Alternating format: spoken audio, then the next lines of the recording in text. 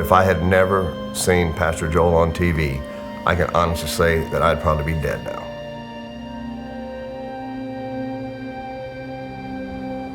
Because I used to go around and say, man, if I didn't have any bad luck, I'd have no luck at all. And nothing good ever happened to me. And I just knew that, that was my lot in life.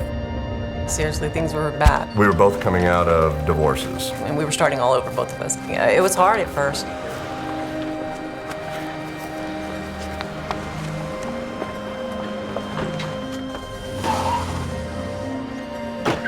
One night we had a really huge argument, and so we both got dressed and we took off in our separate cars, and I tried to follow him on the freeway, and I ended up on an esplanade almost crashing my car because of it. Later that night, I came home and Richard was passed out, and I could see him in the mirror, but I couldn't get in the house. So I tried to open the front door and it was locked, and I went to go to the garage door opener and it wouldn't open. I went around to the back, it was open. He had barricaded the back door, and then he had unplugged the garage door opener so it wouldn't open, so I couldn't get in the house, and he had screwed the front door shut with a drill. I wanted to make sure that I wasn't going to wake up with a frying pan over my head. So I had to break a window, the bathroom crawl through the window, the neighbors were calling the police. I mean, it wasn't pretty. My father passed away at such a young age. For me, I was 18 when he passed away. I didn't have anybody, I didn't have mentors to look up to, so I just did it all wrong.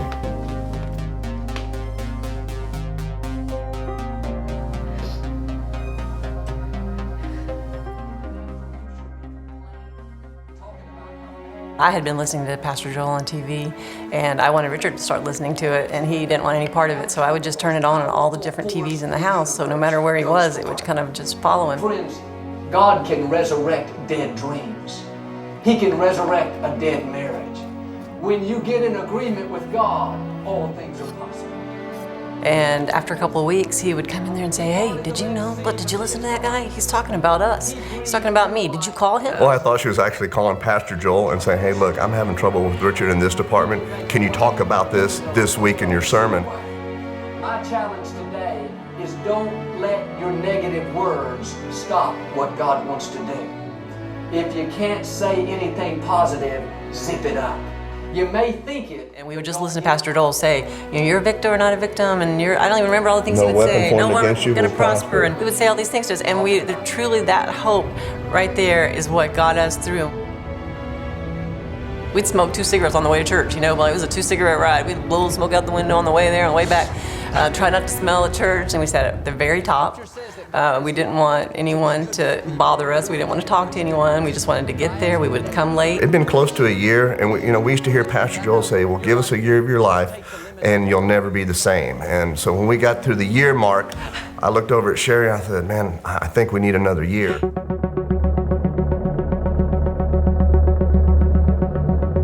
Pastor Joel was preaching that day about living together. He said, if she's good enough to live with, she's good enough to marry. And we'd already pinky promised, no getting married. He reaches over and whispers to me, I guess we got some planning to do. That was my proposal, yeah. I was scared because I'd been married 17 years before, and I just thought I was going to make the same mistakes, and I knew that if we just lived together like everybody else was doing in the world, that we were going to be okay because we could just break up and just leave. That's when I knew that we had to make our life right. And I wanted to have a marriage that everybody talked about. I wanted to have a family that they're just happy and that looks like they have no strife in their life. That's what I wanted in my marriage. And I wanted to do the right thing for the first time in my life. But it wasn't easy. I mean, it wasn't easy. Just going to church and listening to Pastor Joel, that was everything that started it, but there's a lot of work that you have to do on your own. Once we get home, we had to learn how to pray together. We learned to read the Word. It wasn't just going to church on Sunday and then we were good for the week, because by Monday we'd be out of ammunition. And we used to hear Pastor Joel say, just press through, just keep on pressing through. The only thing we had was faith. That was the only thing we had. If the parents are out of tune with each other and out of tune with God, then man, it's going to bleed off into the children. And it affects your job, your work, your family, your friends. It all ties into one thing, and that's Jesus Christ. That's what it's all tied into. When I started becoming the head of the family and started praying, saying, as for me and my house, we will serve the Lord, I can see that our children have become more approachable. They approach us more, they talk to us more. We did things differently. You know, I wanted to do things where we were going to go to church regardless. But just know that when you go and you continue to grow in Christ, that is what God does. The problem is we want it done in our time, but God works in His time.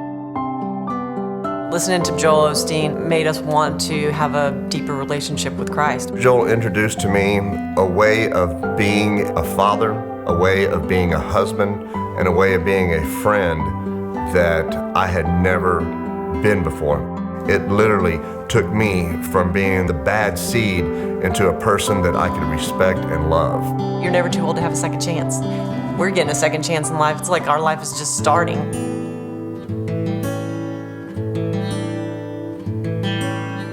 We sat there and think we sat at the top of the sanctuary. Someone who didn't want anyone to know who we were. We wanted to leave quietly, get out of there early, and now they just thrust us in front of all these people. And the thing that we feared the most is the thing that we love to do the most. We are totally opposite. I love things like musicals and plays. I love plays. 42, 37, Every day I cannot wait to wake up. I cannot wait to go to sleep and wake up again, because God just keeps doing things in our life that we're just unexpected, and we just love to serve.